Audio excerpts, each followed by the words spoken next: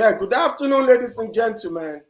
You are welcome to today's episode of the Diaspora Global Panel. With me today, I have Jude Unwa Okolo from Dublin and Anthony Eze from the United States. Good morning, our precious audience. We are happy to be with you today. We are going to talk about the Dangote Refinery. First of all, before we start, our congratulations goes to ATIKU Dangote for the successful commissioning of the Dangote fertilizer plant. We heartily felicitate with you. It's a good thing happening in our country, Nigeria, and we want to say on the Diaspora Global Panel that we support, this effort, and congratulations to Nigeria. We have one of the biggest fertilizer plants in the entire world. Congratulations to all Nigerians. Now, today we want to jump on the Dangote Refinery. It's still under development, and a lot of news, came up regarding this Dangote Refinery project. We watched, a video online, by Shehu Kuti, who raised some suspicion as to why Nigeria is paying 2.78 billion. 2.8 billion, for 20% stake. To why Nigeria 20% stake, for this refinery, $2.78 billion for 20% stake. And Shehu Kuti justified his suspicion, by, doing a comparative analysis of a similar deal, that took place in the United States. Holy Frontier, acquiring Sinclair Oil for $2.6 billion. Acquiring most of the Sinclair Oil businesses for $2.6 billion. In this deal, Holy Frontier will be getting, 2 refineries, a couple of pipelines, and other sundry businesses as well, and all these totaling $2.6 billion. And the capacity of these refineries, is 678,000 barrels per day. Whereas the capacity of the entire Dangote refinery, is 640,000 barrels per day. You can see that is relatively comparative. So the question is, why is Nigeria paying $2.78 billion for 20% stake, whereas Holy Frontier is paying $2.6 billion for Sinclair Oil in the United States? I will throw it to the panelists, and let me start with Anthony Eze from the United States. What's your take on this development? But before you speak on this, let's play the video of Shehu Kuti, where the allegation stemmed from. The second story is the biggest badge of the week. Or what am I saying? The biggest fraud of the year, as usual, committed by our lovely ATIKU. Silently. Nobody's even talking about it. See ya. Look. Can you see this? Is it to get here? NNPC to buy 20% stake in Dangote Refinery for $2.76 billion. 20 for 2 point something billion. Now, Dangote Refinery is 670 something thousand barrels a day capacity. 20% for 2 point something billion dollar, not naira, dollar. The same day NNPC and Dangote were announcing this, in America, Holy Frontier is to buy, completely buy. See, look, Holy Frontier to buy Sinclair oil, oil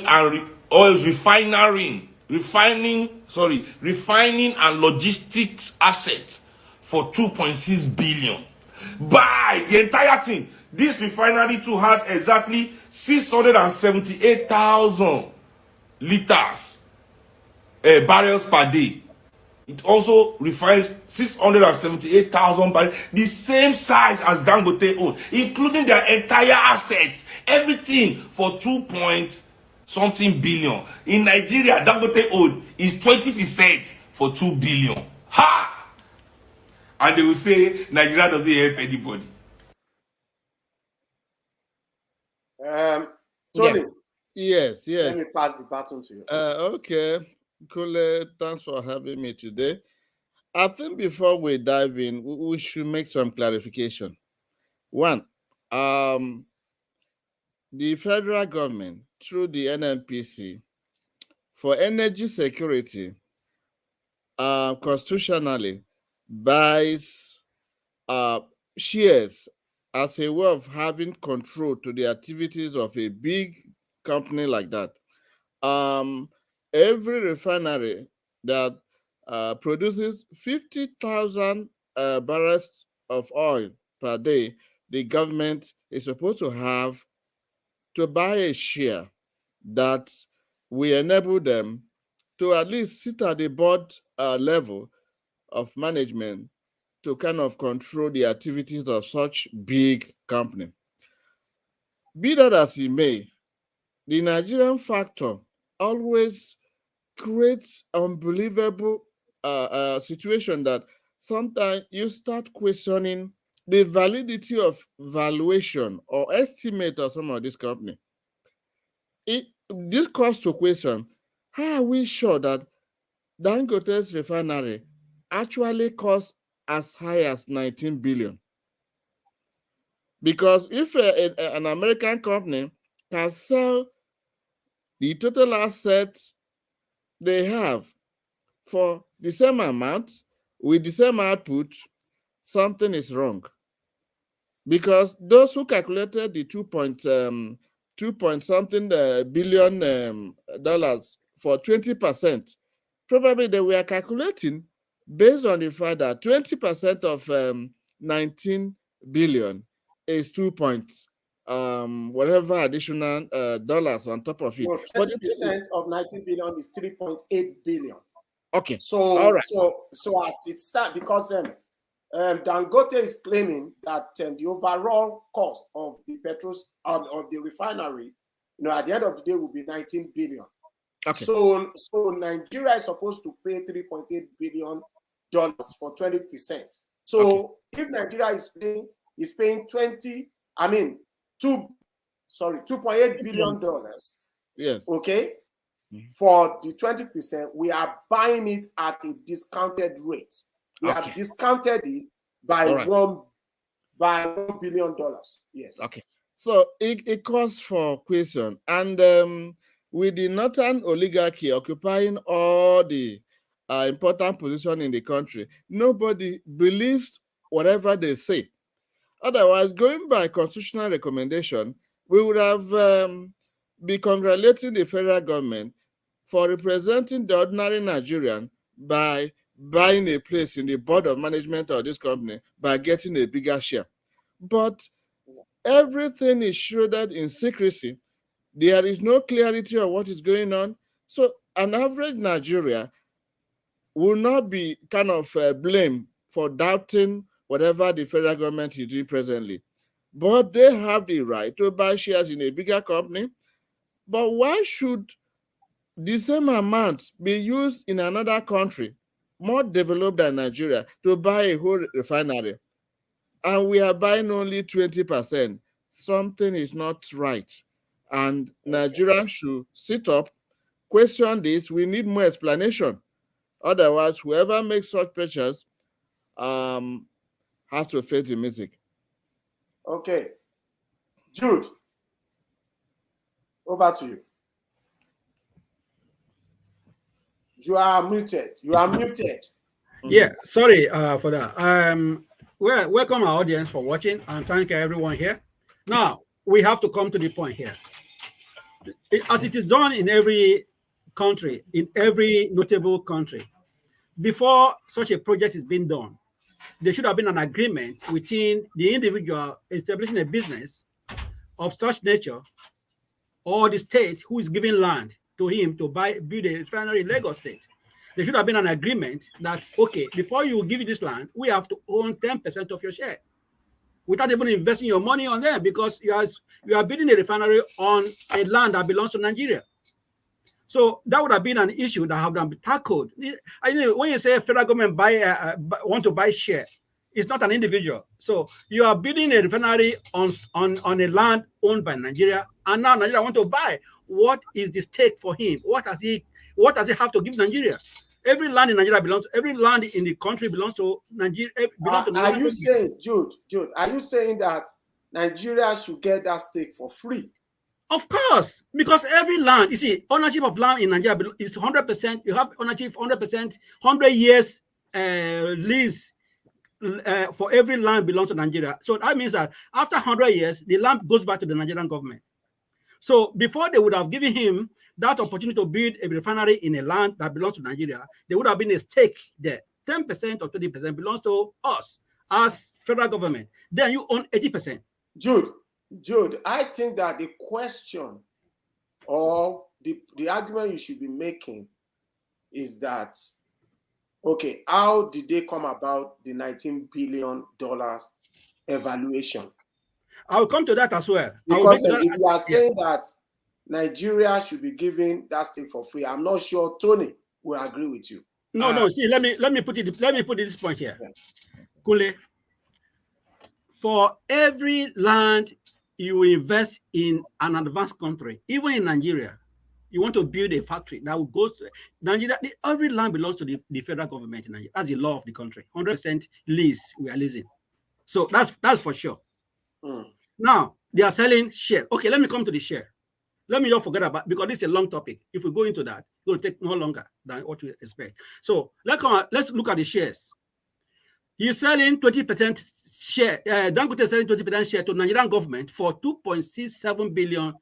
2.78 billion. Yes, 20% stake. Yeah. Now, these people who are who have approved this loan, have they asked Dangote to throw this share outside the federal government? Let us say individuals who can be willing to throw pay it to the public and allow the public to bid for it. To bid for it. What will they pay? What will the public pay? That's what I'm saying. Have they bid for it and see the value of that refinery? How much can the public afford for before you just jump in and buy something that you are not even sure that it's worth it? So it should have been a calculated attempt, because this business, we're talking about business now. It should have been that let's throw this share outside everywhere. Let them bid for it. Let the public bid everywhere in the world. Let them bid and see if actually the bidder, if you know, because before people bid, they have to see the value. They have to check many things, and before they bid, then that will bring the value up to that amount. You can't just come and put your money in what you are not even sure of. Have they bidded for it? Has it been bidded for? And have they actually agreed that, okay, this is what this amount we are paying for it? Yeah, this is how did they do their due diligence? I don't understand. Let's just hear from Tony. Let's do some clarification, because what is really disturbing in Nigeria is lack of transparency. People need to know how things are run.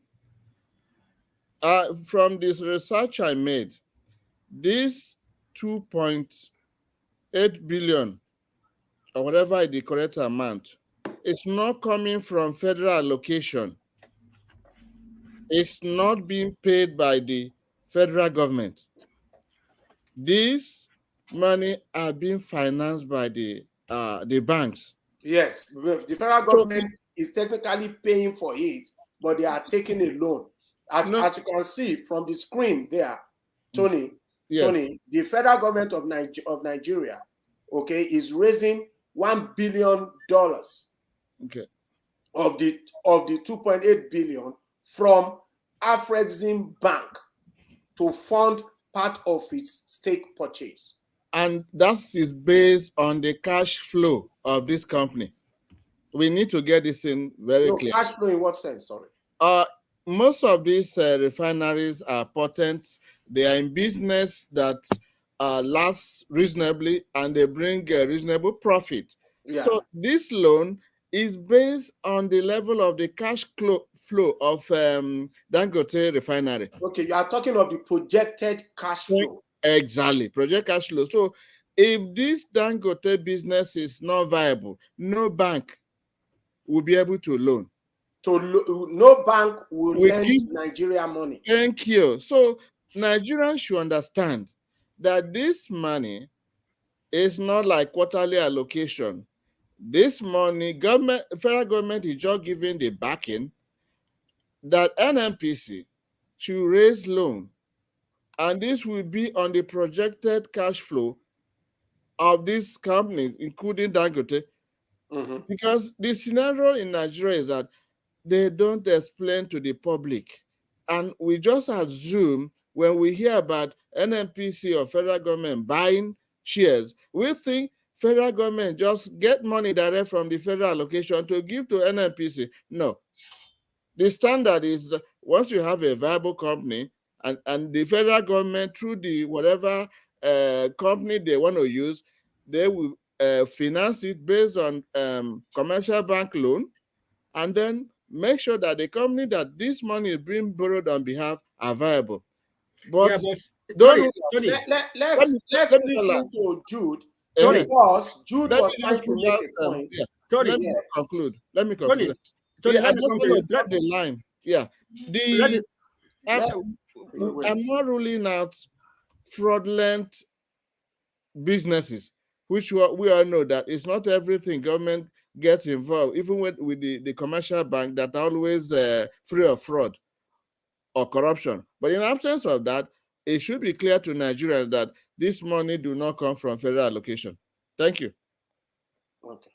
Thank you. Jude, so you want to make a point? Yeah, I want to make a point. Okay, Tony, let us look at it as in every other business.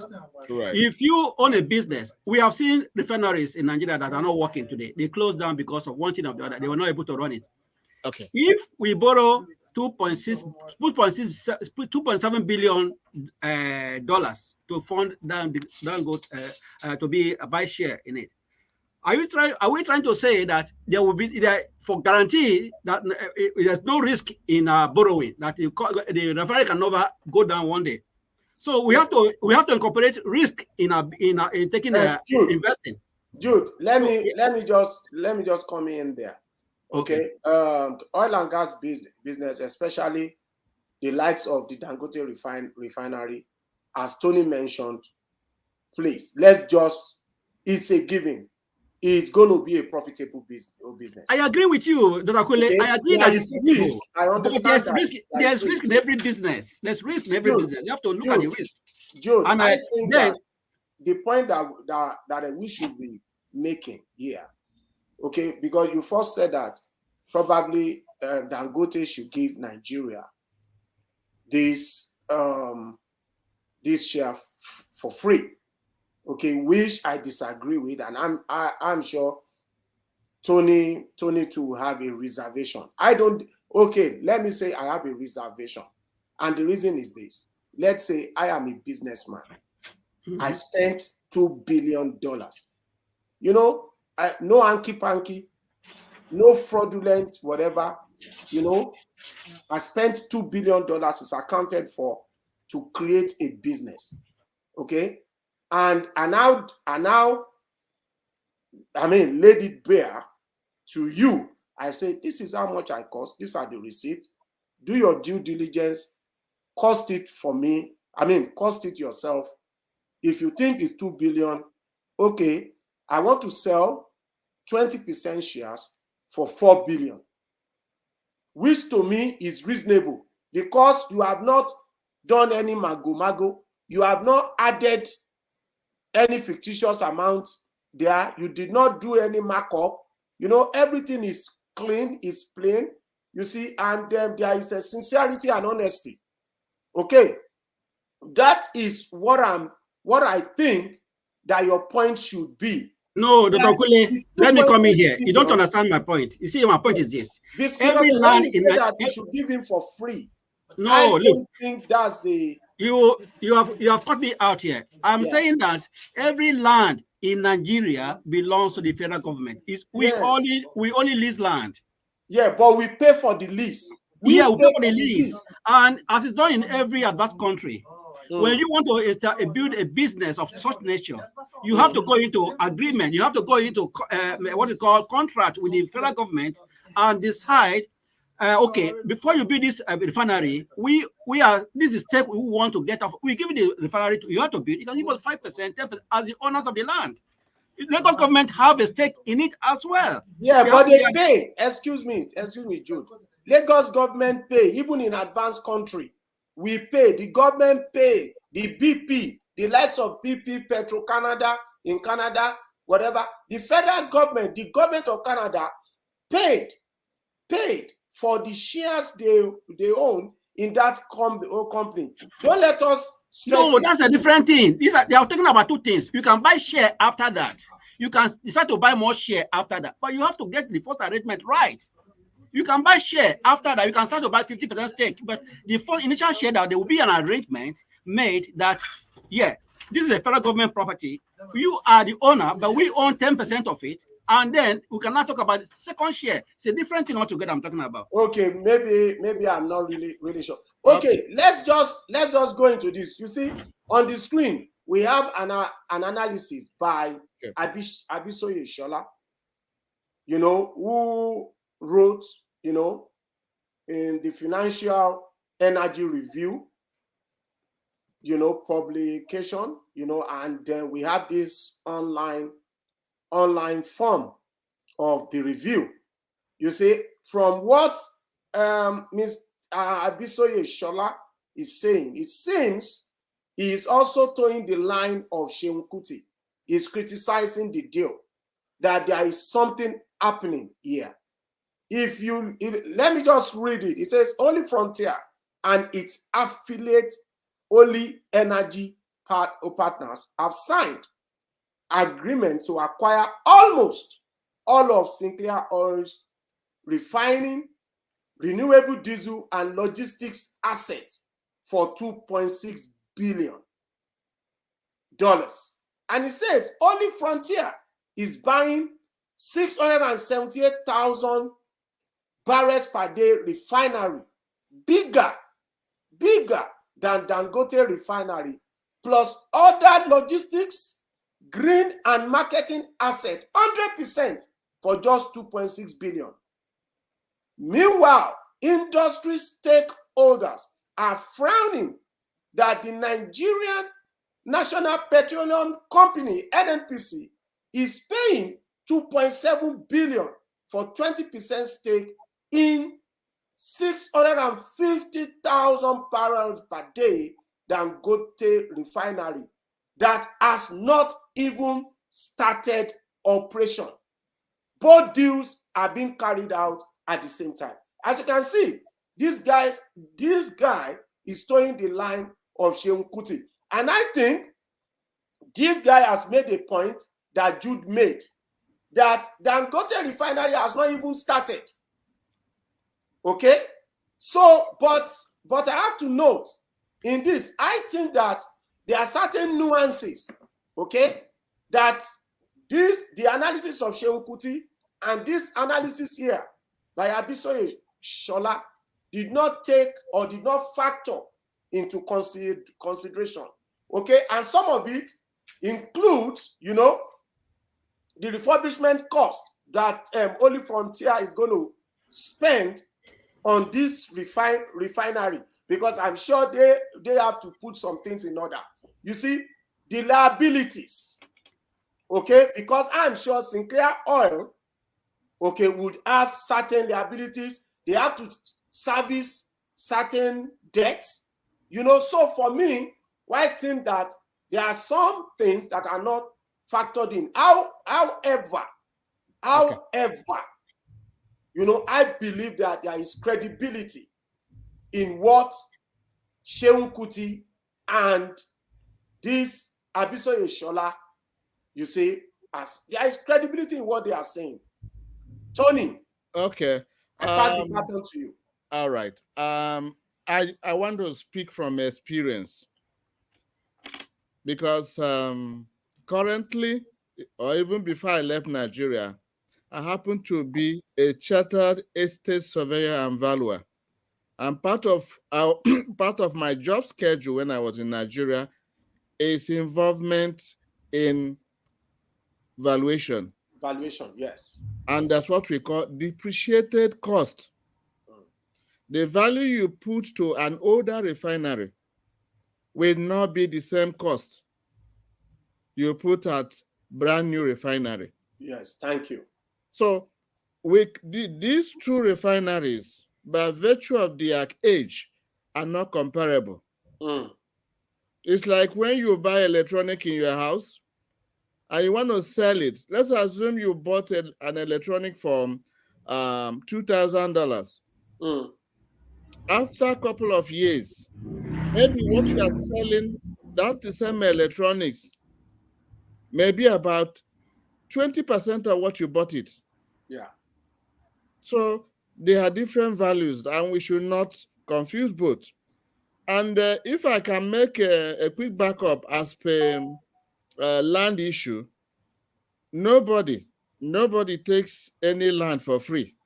And at this time, the Lagos state government are not saying that the land was given to them free. They must have done the needful. And that's why Lagos is not a place where you go and take something free or by force and they keep quiet. They're going to fight back. So basically, I think we should constrain ourselves to the issue of this 20% they are buying at this cost. Is it equitable? Is it realistic? Is anything underground going on as per Nigerian factor? If there is nothing going on, the federal government has exercised the authority for energy security through the NNPC to buy a share in this company. We should be able to fathom out whether there is fraud in the cost of 20%. The federal government, through the NNPC, has a duty to address the Nigerian public, address the lawmakers, how they came about the valuation of 20% equals $2.8 billion. $2.78 billion, approximately $2.8 billion. We want to know the authenticity of that cost. If this amount is correct, the federal government has exercised their legitimate right to have a control. Because if you don't control a big company like this, they're going to mess up your energy sector. And let me be clear, they did not buy all the shares. The independent marketers presently are asking for 5% share of Dangote. When you check it, it's on record. Whether they will allow that or whether it has been approved is a different thing. But there are shares still open to the Nigerian public.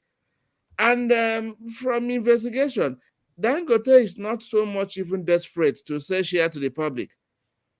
It's like if you meet up the standard, you're going to buy shares there. And we should not discourage independent entrepreneurs to help us with unemployment in Nigeria. But we should add that should be done diligently and without corruption. Okay, thanks a lot, Tony.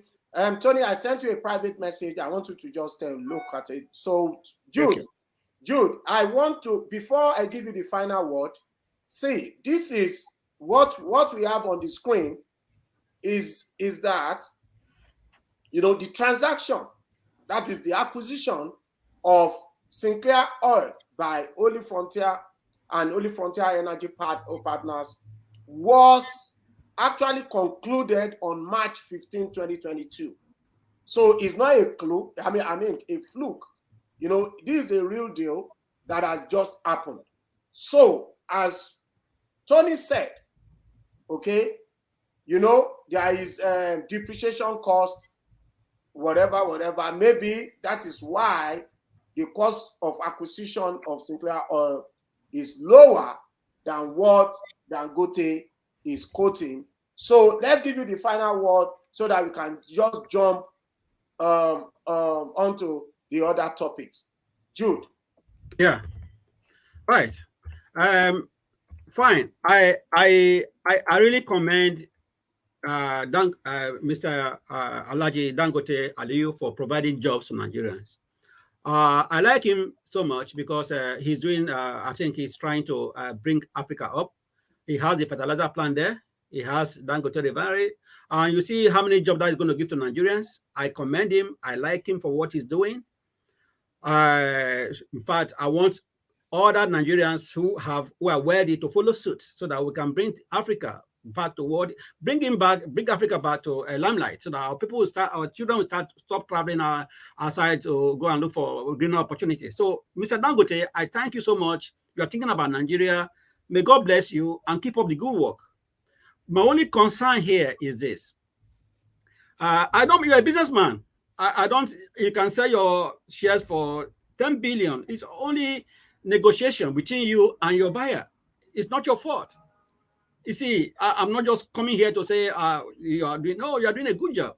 People who are buying, federal government that are buying, they have to go and do their work because we are spending money. You know, business is business. Let us be sincere. We don't play politics in business. We don't play brother in business. So what I'm saying is this: reevaluate the shares, see how you can bring down the cost you are selling to us, because this is Nigeria, this is your country, and so we can be able to get less loan for the benefit of the youth unborn and for the benefit of the debts we are carrying on our heads, so that Nigerians will be very grateful that refinery is working and there's no reason for us to complain. That's what I'm saying here. Fine, good job. I love you for doing that. And fellow Nigerians who have money, please invest your money in Nigeria rather than taking it over. Emulate Aliko Dangote. Emulate him. He's a man that I so much cherish. Everything is well. Yes, he's thinking about Nigeria. I love him. I love that guy. I love him. But he's a businessman, to be sincere, brother. I will do the same. I can put my shares for 10 billion if I have that. It doesn't matter. It's all about negotiation and bidding and stuff. Thank you, Jude. That's a wonderful take. Thank you. Yes, let me just go to Tony. ATIKU declares for 2023 presidential election. Let's just watch, a raw video of majority party in the next National Assembly. And we will deliver progress and development for the people by God's grace. I recognize your immense influence in our great party, and my respect for you is beyond measure. That's why I chose you to be among the first set of people that I will be meeting to personally declare my intention to contest for the president of Nigeria in the 2023 elections. Therefore, I humbly present myself to you and seek your support to win our party's presidential ticket. We are in one of the tough times, trying times in our history as a country. With increase in poverty, joblessness, insecurity, inflation, recessions, and serious division, there has never been a time when Nigeria needs credible leadership than now.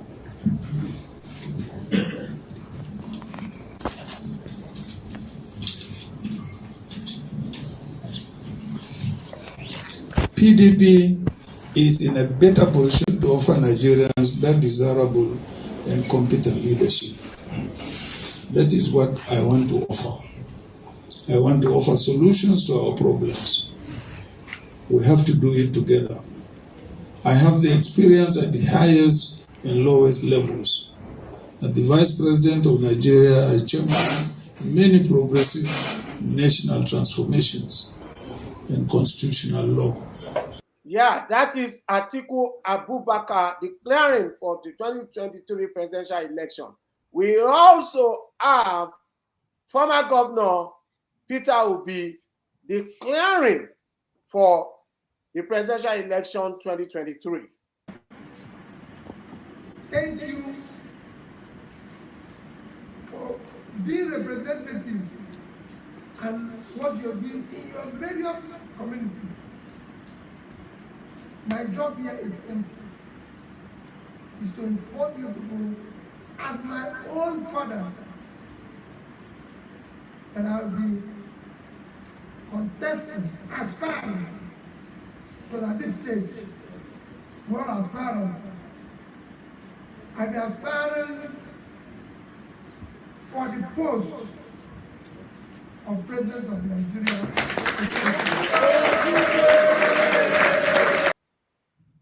So guys, let's just jump into this. Yeah, what is your take?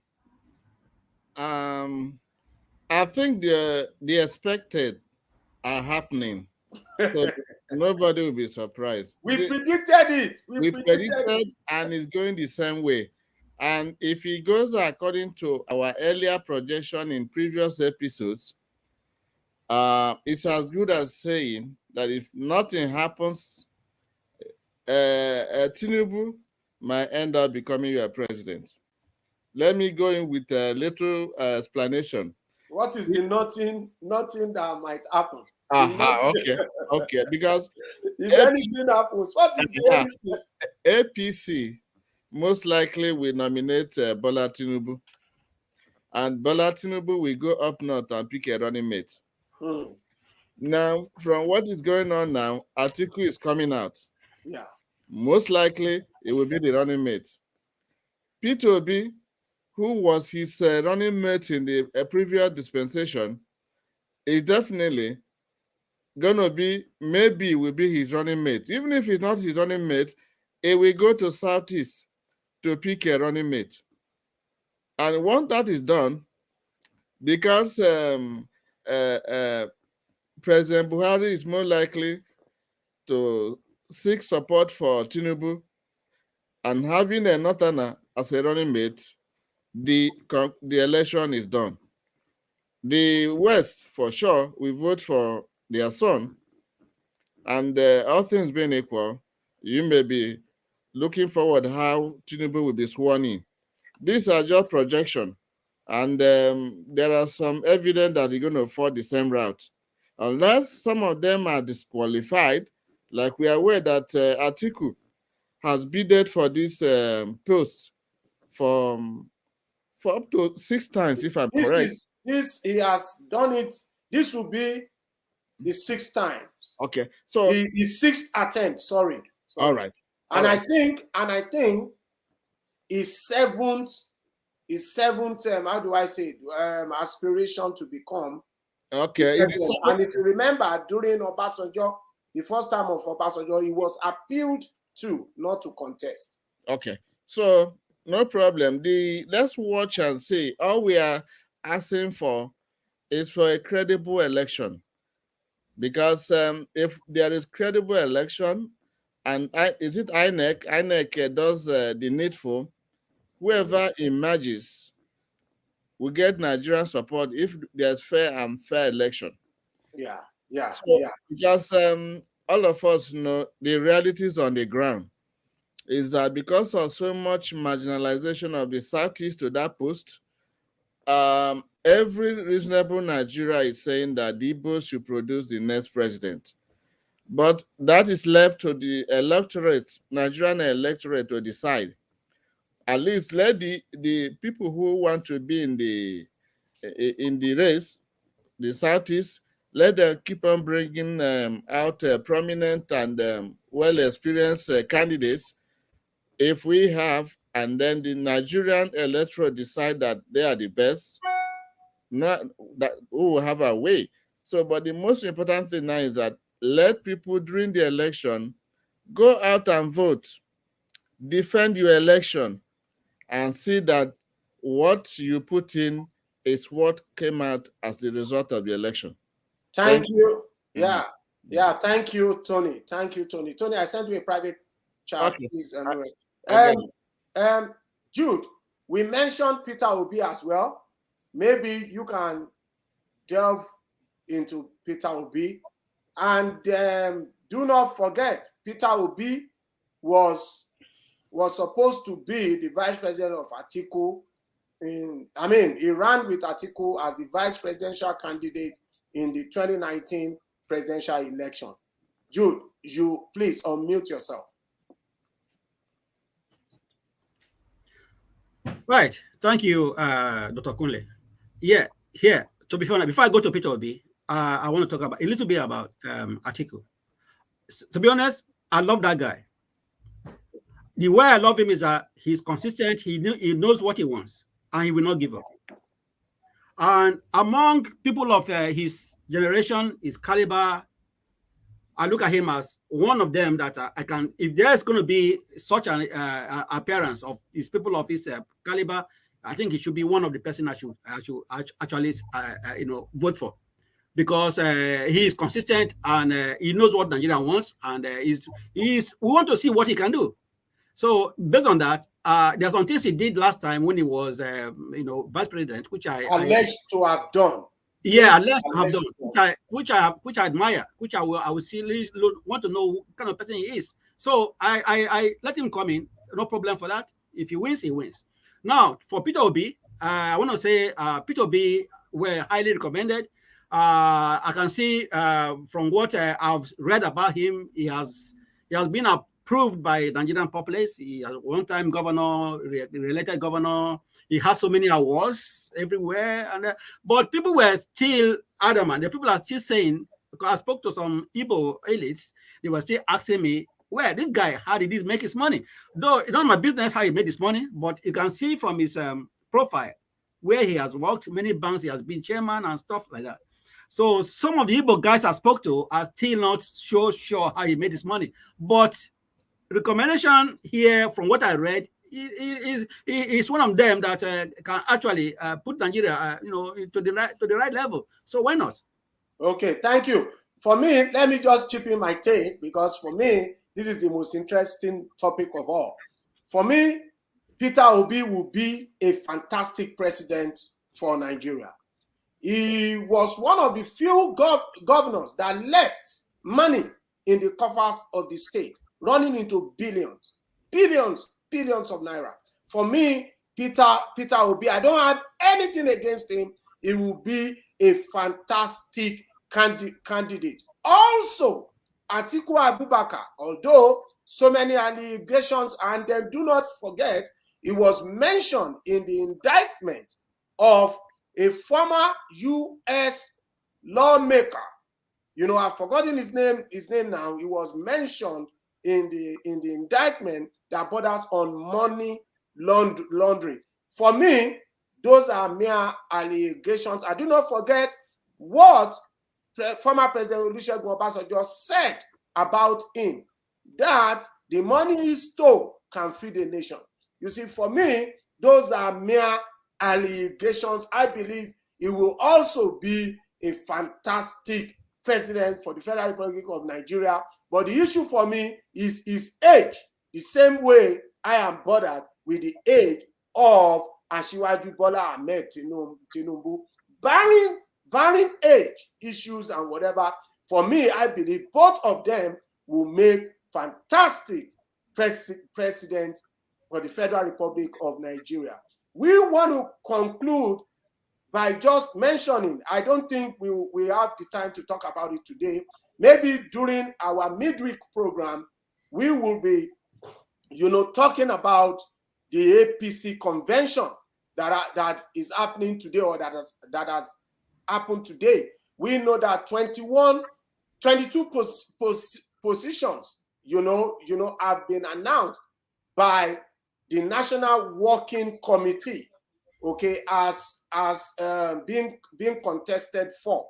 So we are going to talk about it in our midweek program. And we know that President Muhammadu Buhari has actually, he has thrown his support, behind the former governor of Nasarawa Senator Abdullahi Adamu.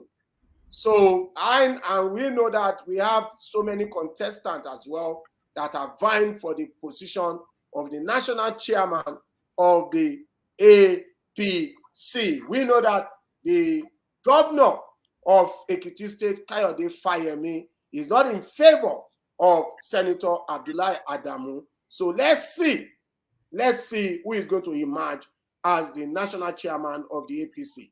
Yeah, we have come to the end of today's program. We want to say a big thank you to our audience for joining us today. We appreciate you. Please give us a like and subscribe to our channel. I want to say a big thank you to Jude Unwa Okolo from Dublin and Anthony Eze, who has just left us. You know, he joined us from the United States. I remain my humble self, Olakunle Lemboye. I see you again during our midweek service. Thank you.